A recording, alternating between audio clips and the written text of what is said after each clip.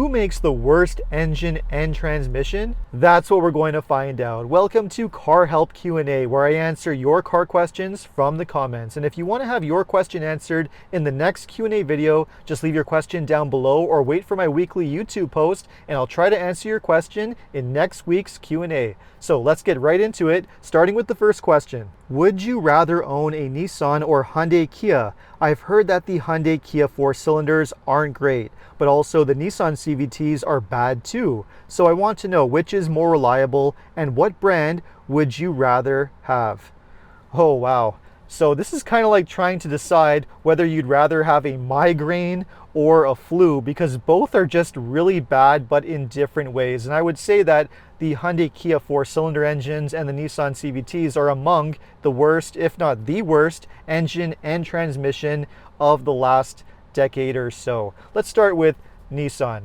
Their CVT transmissions are incredibly failure prone, very fragile, poorly engineered, and they're known to fail at very low mileage. And when they do fail, you're looking at a $7,000 bill to replace the transmission. It's a major problem that goes back over 2 decades, and it's still happening on the newer Nissan models with the CVTs. They're just incredibly fragile transmissions. That's all there is to it. And it's the same situation over at Hyundai and Kia, specifically with their 2-liter and 2.4-liter 4-cylinder engines that go back to 2011, 2012, and the 2-liter engine is still being used today on a few models. These engines are known for having bad connecting rods, oil consumption, bad piston rings on the newer engines, and all of this results in premature engine failure. The failure rate of these vehicles is incredibly high. So no, I would not buy one with one of these specific engines. Perhaps some of the newer models that are now using the newer SmartStream engines are better. Time will tell, but absolutely stay away from the 2-liter and 2.4-liter engines. At the very most, all I would consider doing is leasing a Hyundai or Kia with a 4-cylinder or a Nissan with a CVT for maybe a 3-4 year lease under the warranty period, then return the car at the end. And only if you're getting a really, really good deal. Otherwise, I would just stay away. It's not worth the headaches and trouble. So hopefully that answers that. Okay, next question. Hybrid versus turbocharged, which is more likely to last longer?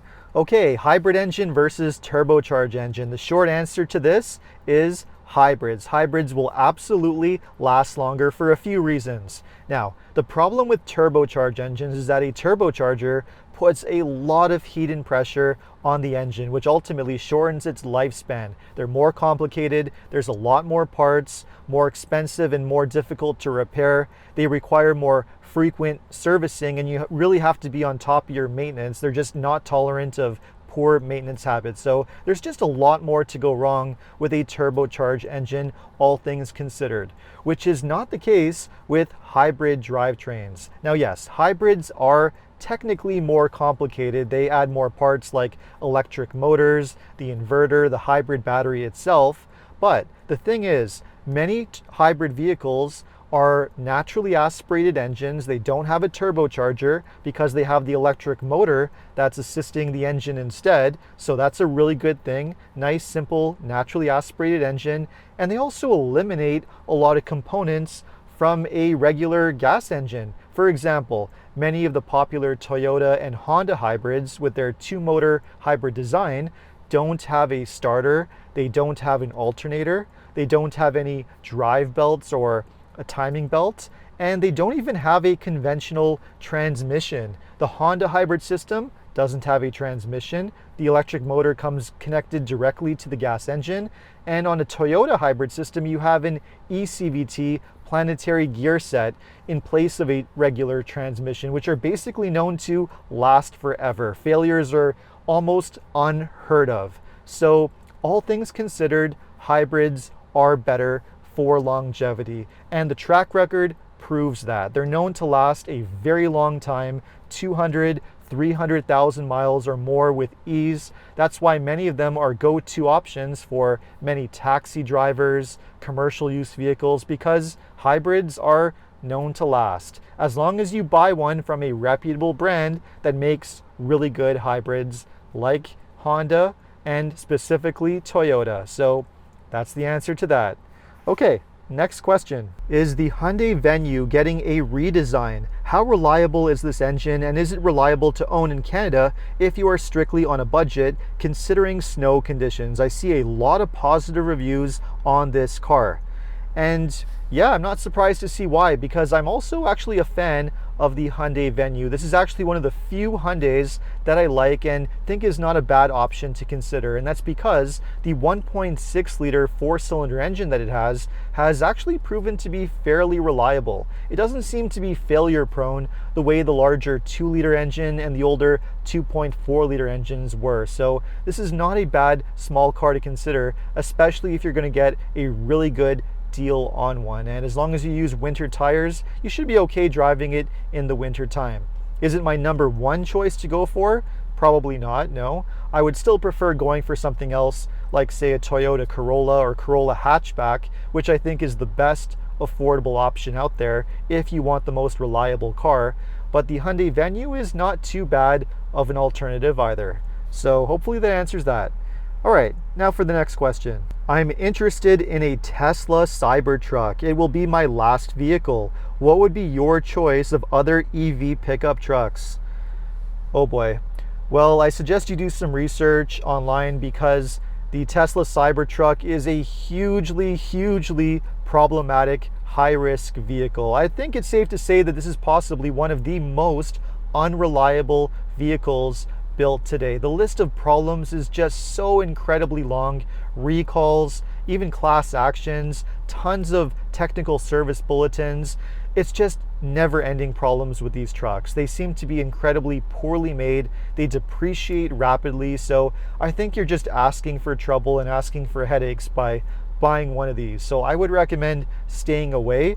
And unfortunately, there's not too many electric trucks that I can recommend. They all seem to have their own fair share of problems, whether it's the Ford F-150 Lightning, the GM trucks, or the Rivian truck. They seem to all have a lot of reliability problems and are just not that well made, and it still takes some time for them to sort out those issues and produce better quality trucks. So in the meantime, I recommend avoiding them for now. If you really want to buy a truck and you want something that's electric, I mean, if you're willing to spend $100,000 on a Cybertruck, I would instead rather consider buying two different vehicles. Say, for example, a Nissan Frontier, which is a very reliable, traditional, simple truck that will get the job done for truck duty. And then you can buy a Nissan Ariya as your electric car, which is a really nicely made, Japanese-built EV that's a really good buy. There's some phenomenal deals on them out there. Dealers are basically giving them away. So that would be a great two-car solution. You get your truck, you get your electric car, and you're going to pay a similar price, or probably an even lower price, than buying a brand new Cybertruck. So maybe take a look at an option like that instead. Okay, next question. Honda Passport getting a hybrid engine in 2027? Well, Honda has announced that they are working on a brand new hybrid system that is going to launch in 2027, and it's going to be used on around 14 different Honda models globally. So that should include a number of Hondas in North America, specifically the larger vehicles, the Honda Odyssey, the Pilot, maybe the Ridgeline, and the Passport as well. Now, we don't have any information on what this new hybrid system is going to look like, whether it's going to have a four-cylinder turbo, maybe a V6, who knows? Will it replace the V6 engine in those vehicles, or will it be offered as an option for those who want a hybrid? All of that remains to be seen. But it is great news that Honda is working on a new hybrid. It's going to come in 2027, and it may even be available on the Acura lineup as well. So pretty exciting, but we have to wait and see what comes of that. We'll find out more next year in 2026, I'm sure. Okay, let's move on to the next one. Hi, what is your view on the Lexus RZ or RZ 2025? So this is the all-electric crossover that Lexus makes, and to be perfectly honest, I'm not really a big fan of it. I think it's a little bit on the weak side and not that competitive when compared to other EVs. It doesn't have very good driving range. It's a bit slow when it comes to charging. It's very expensive, and ultimately it's not that different from the Toyota equivalent on which it's based, the Toyota BZ. Both vehicles are very, very similar. So I just don't think it's really worth the money. Now, there is an updated version that's coming for 2026 that's going to have faster charging, an NACS connector. It's going to have more driving range. So maybe that one will be an improvement, but no, I wouldn't consider buying the first generation of that model because I just don't think it's good enough. So that's one I would avoid. And for the next question, should I buy a used Toyota RAV4 hybrid 2023 or 2024, or should I buy one brand new? I was planning to get one in the next year, but want to save. So the thing with this is that Toyota RAV4 hybrids are very high demand vehicles and they're very difficult to buy brand new. You often have to order one and wait anywhere from a few weeks to several months depending on your location. And the result of that is that it's very difficult to buy one of these used and save a meaningful amount of money. Typically the used ones that are 1 to 2 years old are selling for the same price that you can purchase one for brand new if you negotiate a fair deal. And if that's the case, it makes zero sense to consider buying one used. With a used car, you need to save a meaningful amount of money, at least 10% off the original MSRP for each year. So if it's 2 years old, you should be saving 20% from the price of a brand new one at MSRP. Otherwise, it makes no sense to buy a used one. I would just buy one brand new if you're able to do so, or maybe consider another hybrid instead. So hopefully that answers that. All right, now for the next question. I have a 2025 RAV4 hybrid and my battery almost never charges to full. Is this normal? So yes, that absolutely is normal. Hybrid batteries are not designed to charge to full 100%, and they're not designed to go down to 0% either. They're always going to be between 20 and 80%. So as you drive, the battery should charge, and when it gets to around 80%, it's going to use more of the battery power to assist you, improving the fuel economy. And when that battery drains down to maybe around 20%, the engine is going to kick on more and help charge the battery again. So that's normal vehicle operation. That's how they're designed to work, and that's totally fine. So no concerns there. And for the next question, why are vehicles made in the late 80s and 90s far superior in durability, reliability, and have less electronics? Vehicles made in the last 20 years are overpriced with full of electronics, costly to repair. Okay, loaded question, and I actually made a dedicated video on this topic, so I'll put a link to that video up in the corner. But the short answer is, this really comes down to three big things as far as I can see.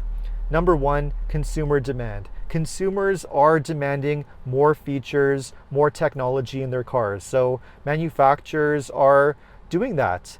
Number two, it comes down to government pressure. Governments are putting a lot of pressure on manufacturers to make cars that are safer, more fuel efficient, and fewer emissions. And all of that results in more complicated technology that's designed to meet those requirements. And unfortunately, sometimes that complexity results in lower reliability. And then the third factor, and this could arguably be the biggest one of all, is globalization. Ever since the 1990s, even going back to the late 1980s, car manufacturers are becoming more and more competitive, and they're under more pressure to cut costs, to increase profits. So we've entered this globalization era of cost cutting, downsizing, and outsourcing, manufacturing cars in other countries at a much, much lower cost, all in the name of saving money to maintain profits. That's kind of the world that we live in, and unfortunately it sometimes results in lower quality cars. The good news is that that's not the case across the board. There are still many manufacturers that make very high quality cars that do focus on high quality engineering and reliability. I would say that Toyota, Lexus is a great example of that. They're ahead of most other manufacturers in those areas. Honda is another example. Mazda is certainly another example. Subaru, and there are a few other cases and examples out there too. So it's not all doom and gloom. But yes, there are drawbacks, pros and cons to modern technology, and sometimes reliability is paying the price, unfortunately. Okay, next question. And for the next one, we have a repair question. I have had a consistent issue with Toyota's wireless Android Auto automatically connecting when I start up the car. I have seen other car reviewers point this out as well, and when I took it to my local dealership, they advised me that it may be my phone provider. Any recommendations to fix this, as it seems to be a common problem with the newer Toyota vehicles, as well as the wireless charging? So interestingly enough, I've actually experienced this problem myself in certain vehicles. Some Toyotas, I have a problem connecting my phone to the Android Auto and the Bluetooth, and I have to do it every single time I get into the vehicle. It has happened to me. And to be honest, it's also happened to me with other car brands, not just with Toyota. There sometimes can be problems with modern infotainment systems, often software related, not necessarily hardware related. So make sure that your software is up to date, take it to the dealership, and if there is a manufacturing defect, it should be covered under the warranty. I don't have a specific answer or fix for this problem because it is rather complicated and I just can't diagnose it remotely, but you definitely have to work with the dealership because chances are it's not going to be a phone provider issue. Make sure that they stay on top of it, and if they can't fix it, get the manufacturer involved. Write a letter or contact the manufacturer and insist that they fix your car. And if necessary, you might have to escalate things even beyond that. So there you have it. Excellent questions. If you want to have your car question answered in a future Q&A video, as mentioned, just leave your question down below or wait for my weekly post. The following week, I'll put a post on YouTube where you can ask your question in the comments, and we'll do another Q&A next week. I'm going to try and make this a weekly thing from here on out. I'll try my best. We'll see how things go. And in the meantime, thank you so much for watching, and we'll see you next time.